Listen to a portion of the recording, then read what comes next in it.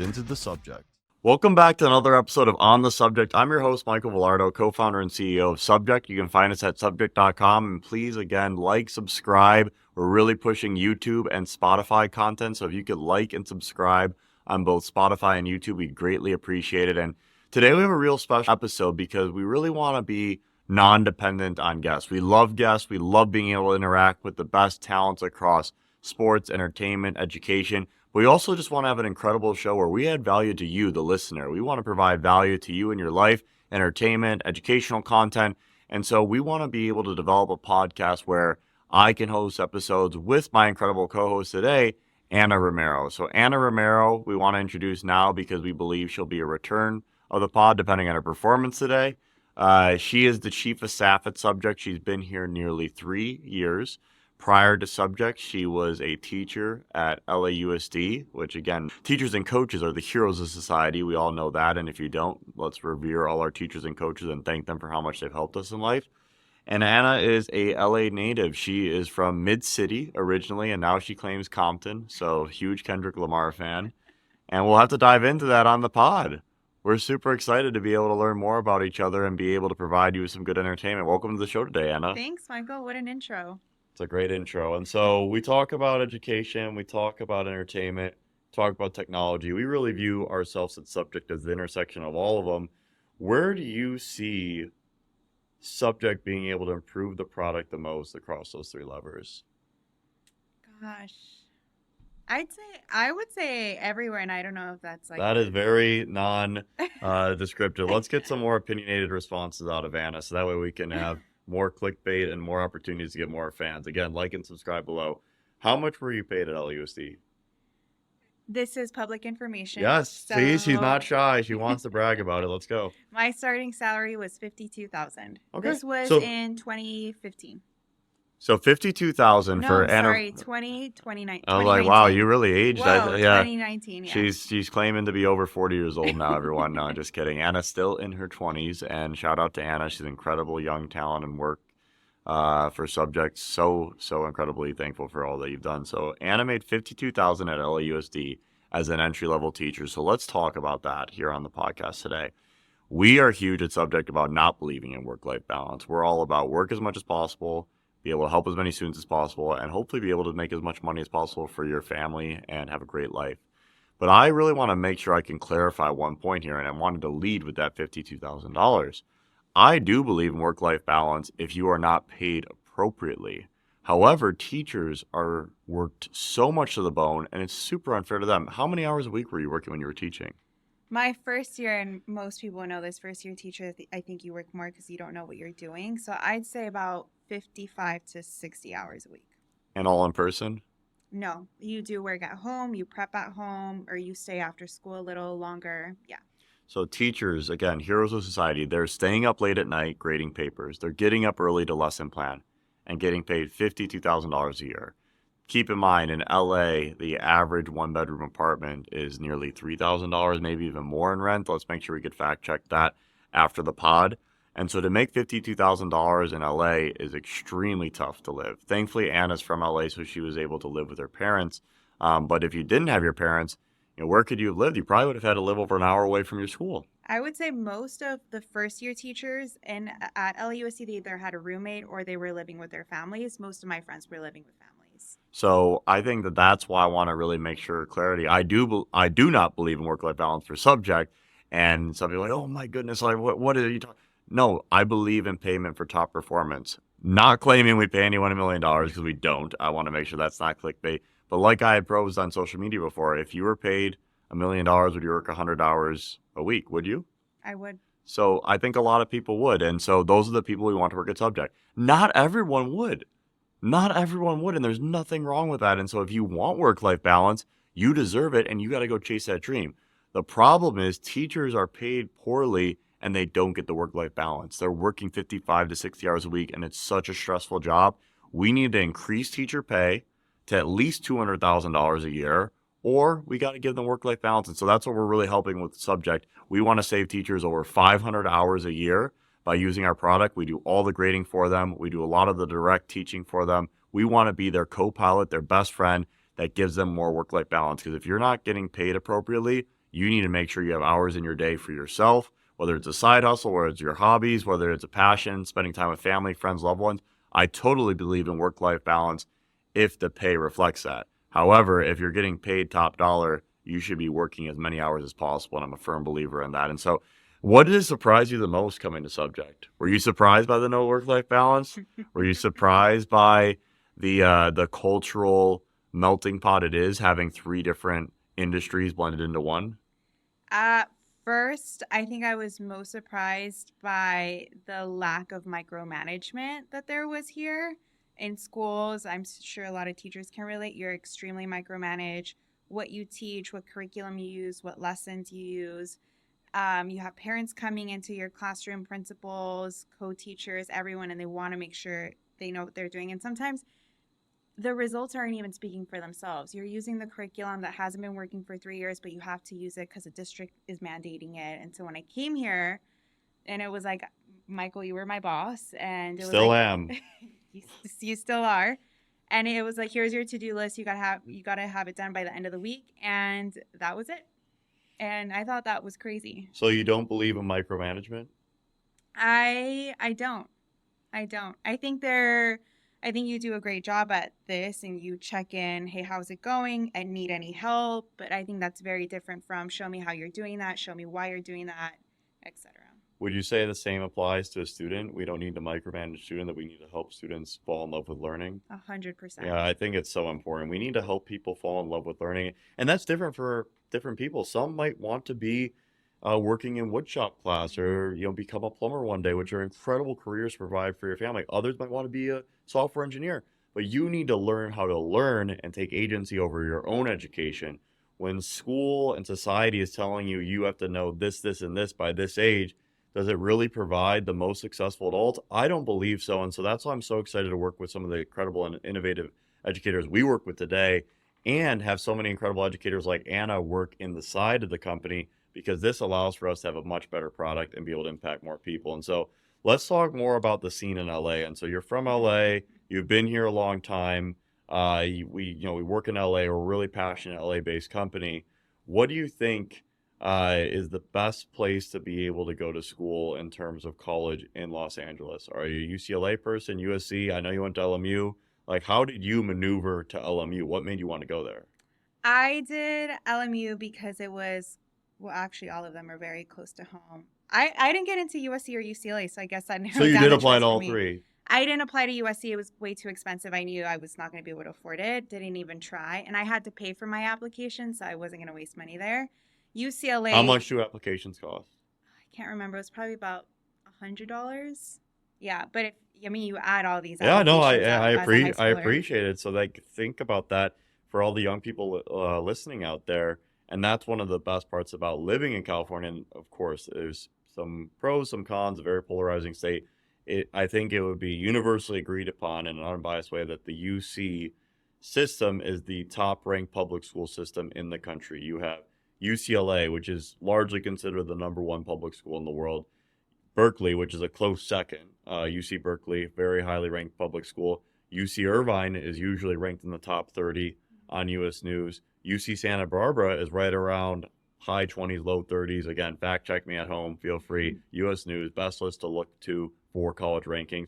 So you're talking about 4 schools in the and UC San Diego. Let's not forget. My apologies. We actually have a hire from UC San Diego. Incredible school, especially for computer science. So you have 5 schools that I know for a fact are top 40 in the entire country in your state that you can get in-state tuition. But you didn't choose any of these. You decided to go to private school, yet you're complaining about a $100 application fee. So let's hear what the decision there happened. LMU was very gracious with the amount of financial aid that they gave me. Learn about financial aid, yes. everyone. You can get so much money. It can help you get a great education. Very gracious there. But we've talked about this, Michael, and how important it is to build a network. And I knew I wanted to live in Los Angeles after college. I don't know how I knew this or why I knew this, but I knew I needed to stay in LA to grow a network. And so that was a big part of it. I did visit northern campuses, and frankly, I wasn't a big fan of Northern California. She's very coastal elite here, but doesn't like northern coastal elites, only SoCal. No, I think Anna's exactly right. And that's what I really advise any listeners out there as well, is Go to school where you want to live after school. It's so important. It helps your network so much. I went to Penn undergrad, incredible institution, go Quakers. All my friends went to mostly New York and Philadelphia. I came back to Chicago. I didn't benefit off the network nearly as much as my MBA, where I got my MBA at UCLA. Go UCLA, Anderson, proud alum, proud board member. And now I live in Los Angeles. I benefit every single day off of the network I built at UCLA. Whereas Penn, which arguably it's ranked a higher school slightly, and they're both great institutions, I did not benefit off the network because I didn't stay in New York or Philly. Not many Penn alums in Chicago. One of the tips I put out there to all the fans is go to school's LinkedIn page. It's so great. This was data that wasn't as readily available 15, 20 years ago. You go to one of these schools' LinkedIn page and you scroll over to the alumni tab, you can see what cities people are living in. And then you can even reach out to those folks. But the point is, you can get a quick snapshot. Okay, here's the 3 cities that are the top 3 feeders from the school. Penn, Chicago, not even in the top 5. And so that was a mistake on my end that I could have got more out of my experience. And so when you're applying to schools, the 2 pieces that I would suggest, there's 2. One, look at the U.S. News and apply to the best schools that you believe you could possibly get into, and cross-reference it with cities that you want to live in and see yourself in afterwards. And so there's a huge mix of opportunities there. I think that's great that you were intentional about LMU.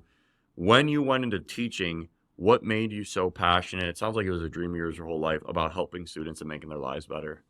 I have always admired my teachers. They were instrumental in everything. My parents were immigrants, and so they really relied on teachers to help them navigate the school system, and everything from like applying to healthcare, Medicare, and those social services. So to me, teachers were part of the community and they were more than just my classroom teachers. So I wanted to contribute and be a part of that. Yeah, teachers and coaches are almost an extension of parenthood, and that's why we appreciate them so much, and they're the heroes of society. What classes do you think in high school were a complete waste of time? We talked about math.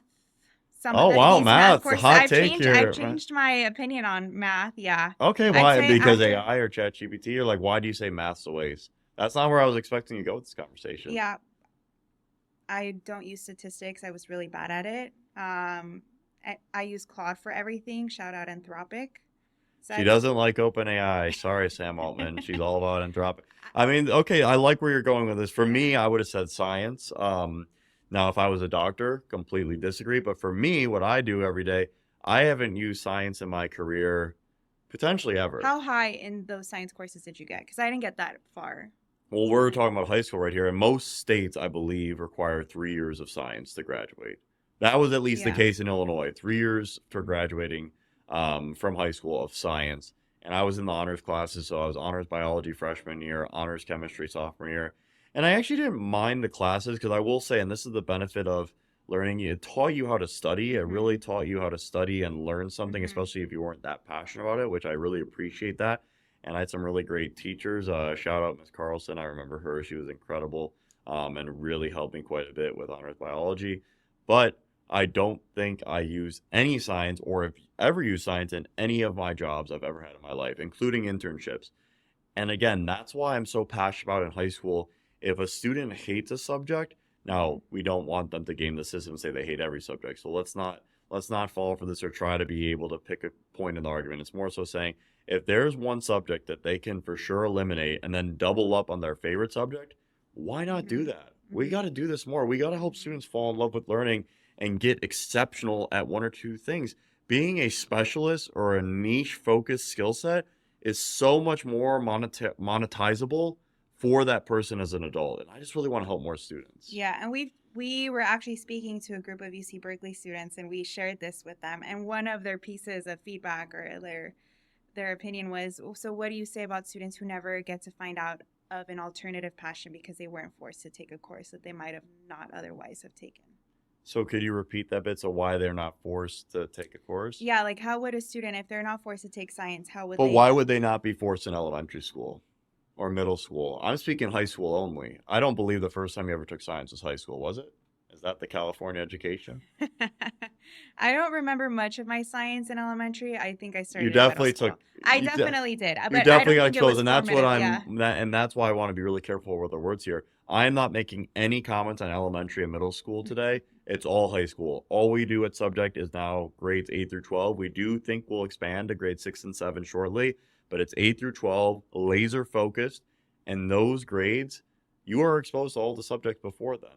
And in fact, at my school, I didn't even get to take a foreign language till high school because we were doing all these core courses all the way in elementary and middle school. And so being able to better understand what your superpowers are earlier in life, I think is Mhm. super important. And so I would have loved to take more business classes in high school. I would have loved to take a computer science course, to your point, getting exposed more. These electives you don't get exposed to because you're forced to take these core classes. And so I'm really passionate about let's abandon core. Again, not speaking elementary, middle school, but high school. Let's make it more collegiate. Yeah. Let's make it more collegiate. And even college. We need to have people focus more on their electives. Let's bring when I was at Penn, and I again had a great experience there, but I was a student athlete. I took some classes that were just guaranteed easy A's, as did many athletes, as did many students. Mhm. I took a class called forensics in the nursing school where you had to write 2 papers and basically get an A in the class. Was that the best use of my time at Penn and helping me become a better business person? Absolutely not. It was the easy way out. And so if we were helping students not find easy pathways, not be required to take certain courses, we can help them fall in love with learning. Yeah. Okay, hot take. Do you think foreign languages are a waste in high school? Trying to put me on the spot here. Well, as someone who grew up with a fluent Spanish mother, and my brother is nearly fluent in Spanish as well, I am not. Shout out to both of them. They're incredibly talented and far more, artistic and cultural than I am. And so I love being able to learn from them. I have not found a ton of disadvantage in life not having a foreign language. I know that everyone wants everyone to understand so many facets of the world, as do I. We're extremely privileged, and I'll acknowledge that we live in the US and English is truly the business language. English is the language that most business people speak. And so for me, and I think I've even said it to you, I would rather, and this is extremely utilitarian, so let's be able to walk through it slowly, type faster and speak more financially literate. I believe both those skills provide way more value in my career than knowing an additional language. What about you? I I I agree, and this is coming from a very privileged person who grew up in the United States, who learned how to speak English. Would it be true for a student elsewhere? Potentially not, and Yeah. that's why I'm acknowledging that reality. Yeah. But being someone who's in the U.S. and most likely, I don't see myself ever living anywhere else other than the United States. Not everyone is that way, and Mhm. I didn't get the chance to study abroad in college. Wish I would have. Mhm. That's such a cool opportunity. But as someone who's going to be a lifelong American, speaking another language doesn't add nearly as much value as learning more about business for me. And again, this kind of touches on that point earlier. How do we help students? Maybe a student wants to go to 60 countries around the world. Learning another language for them would be so important and Yeah. valuable and so much fun, and they get to practice it and use it. That's what we want education to become, a facility for learning. And so today I learn every minute. Right now I'm watching 5 YouTube videos while I type up all my email responses for the week. I am always trying to learn, and what we're trying to do here and try to share that passion is help high school become more of a facility for learning, Mhm. not checking boxes that someone in the 1800s deemed was required for a 17, 18-year-old to be able to Mhm. prove out, to be able to move through the K-12 system. Yeah. I will say though, for languages, I'm a big advocate of bilingual education and starting it earlier where it's easier for a student to be able to grow. I think it's almost a waste for a student to take 2 years in high school versus if they had a bilingual education starting in elementary school. So you're basically saying what we had mentioned is it's the best is to become an expert at anything, not dabble in just something random. If you're Mhm. going to do something, do it all the way. I completely Mhm. agree. What's the benefit of starting kids in Cary, Illinois, taking a foreign language, and they hopefully have changed this by now, your freshman year of high school, versus saying, hey, you're just Yeah. never going to be fluent at the language. Let's have you just triple down on these other subjects. Mhm. Start early and be Yeah. ready to dominate at whatever you do. If you find a passion, if you were the best garbage person in the entire world, you can make hundreds of thousands of dollars. Find what you're passionate about and do it better than everybody else.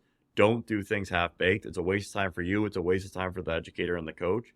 Be the best at what you love the most. I completely agree. And so when we talk about that and we talk about how you get better at certain skill sets, you did not have much business education and now you're in a very business intensive role. How did you learn the skills? Who taught you? You. Well, I'm not looking for that. Like, let's I appreciate that. But so Yeah. No. doesn't matter if let it's me- me or let- not. yeah. Let's say people taught you, a person. Yeah. And that's what it's proven. And again, this is not about me and her. This is about learning. It is proven statistically that one-on-one tutoring, and you can bring it to any industry then, one-on-one coaching, if you're in baseball, one-on-one mentorship for, a musician, one-on-one time is the most impactful piece you can do for any learning. One-on-one in-person time, especially. I'm very passionate about in-person. It is different than doing virtual. One-on-one in-person mentorship is the most powerful impact for anybody's learning curve.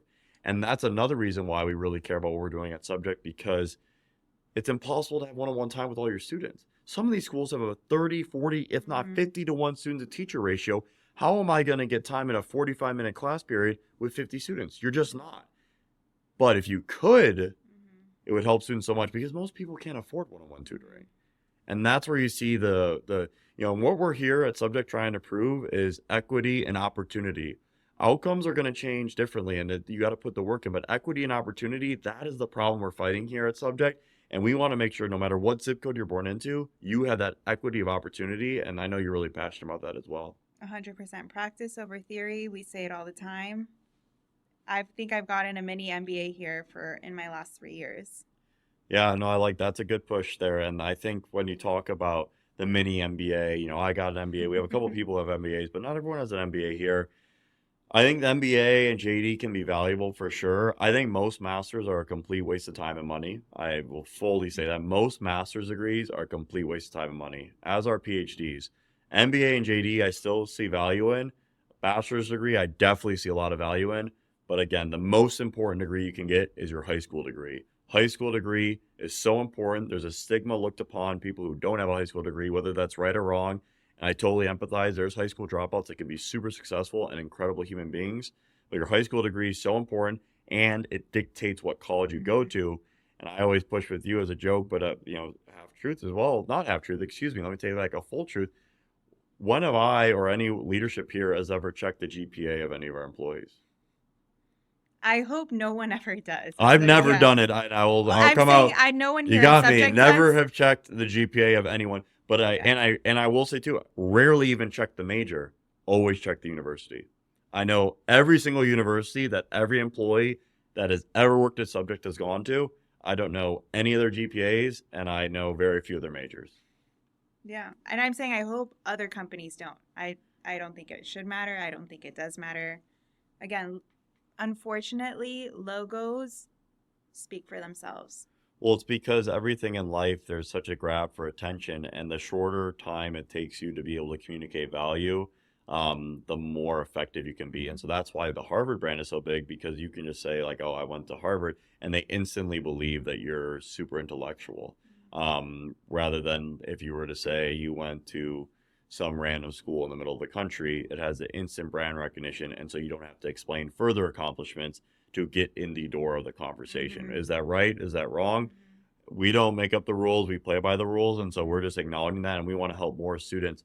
And that's why I can't stress enough. The biggest thing, you have to have that high school degree, because as soon as you say, oh, I didn't finish my high school, sometimes people will look down upon you. And that's so wrong. And that's very righteous. And we don't agree with it, but it's just a fact of the matter. And so we want to help every student graduate high school, and whatever we can do to help those students have a better, successful life, we're here to make it happen. And so that's why I'm a big proponent as well of community college. I'm a community college alum, super proud of it. Actually went to 2 community colleges. When you go to community college, no one asks you, if you end up going to a 4-year university, where you went to community college. No one asks me, oh, you're a McHenry County College alum. No, you're a UPenn alum. You're a UCLA MBA alum. Well, I actually have 3 degrees. One's an associate's. Nobody cares. And that's okay. The point is, you are better off going to a community college and then a more elite 4-year university than rushing to go to college because you want to party with your friends. Don't fall for that.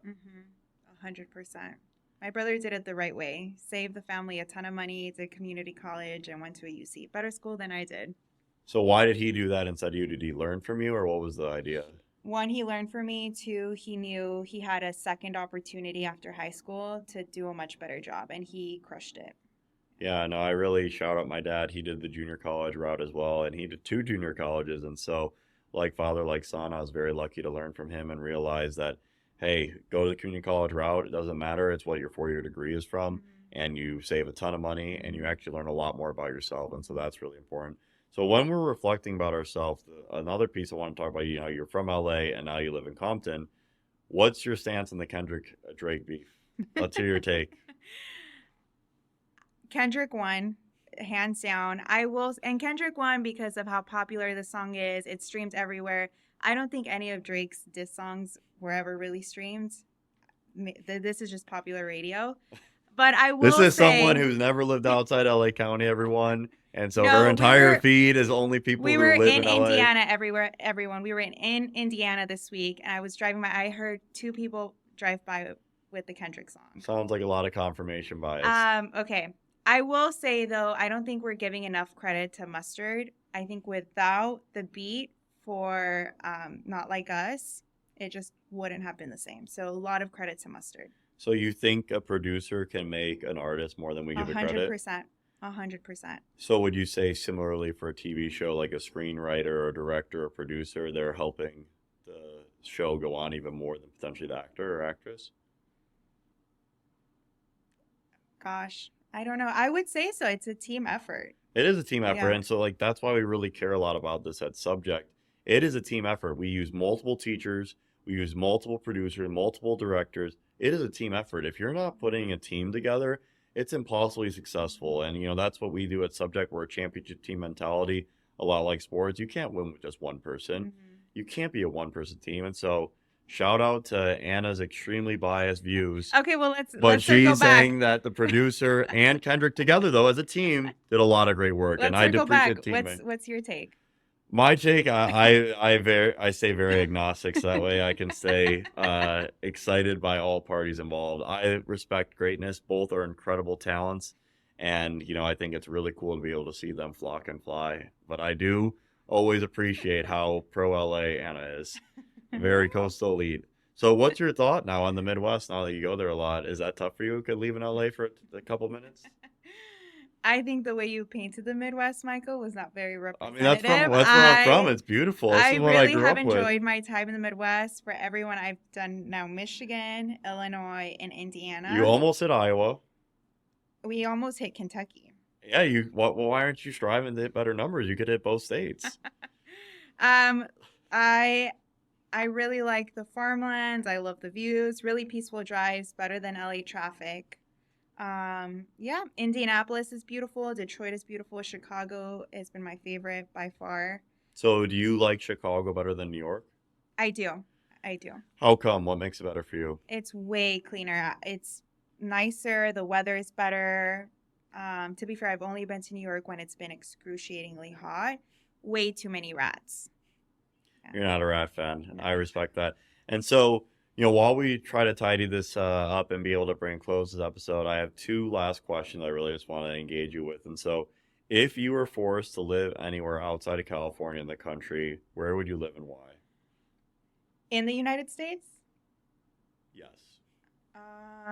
So I've only been to a few states. I've only done Illinois, Michigan, Indiana, New Mexico. I probably So pretty much all through Subject, everyone. do. Thank you, We Subject. really help these employees. You've sponsored a lot of my We out help of California we help trips. the employees get an incredible perspective on life. Cultured. I've been a lot more cultured since my time here. I'd probably say Chicago, and again, we talk about network. I really love the city. I think it's nicer than LA. I think it's prettier than LA. I don't think it has as many cool things as LA, but I'd probably do Chicago. Okay, very well perspective. And so if you had unlimited money and resources and you were to send your children to a school in the US for college, where would it be and why? See, I'm not a logo chaser, so That's this is fine. a Then that's hard fine. question for That's me. fine. Yeah. Then answer it again. I think Authenticity. There's no problem. I think I'd encourage them to look at the top 100 Be list. more specific. This is not letting you get away with that. Money They isn't could a get resource. in They get in anywhere in the world. Yep. anywhere in the world. Oh gosh. I like UCLA. I think I'd probably do UCLA. Yeah. Wow. Okay. Why? Um, it's in LA, so we talk about network.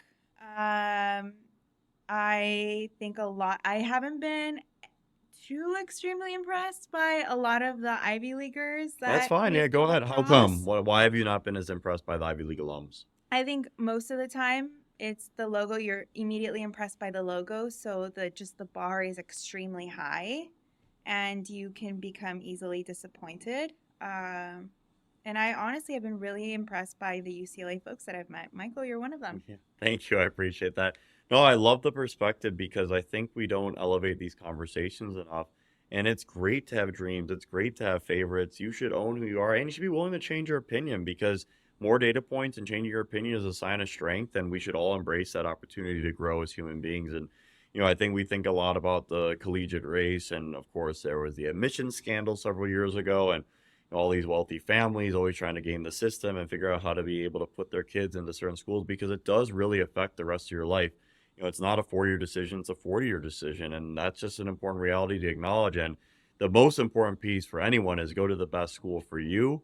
And if you're to go to the best school in the world, but you're incredibly unhappy and you're not making friends and you're not able to develop your skills at the best, that is not the best place for you. And so we love beginning to hear these opinions and elevate these voices. And as a Bruin, I love the UCLA love. Go Bruins. And we're always going to constantly try to be able to pick each other's brains and discuss more hot topic trends in education and how can we be able to best help students get to the best place possible in life to provide for their future families. And that's what it's all about here at Subject. You're going through another incredible episode on the subject. I'm your host, Michael Vilardo. Please click like and subscribe below YouTube and Spotify. That's where we really want all the fanhood.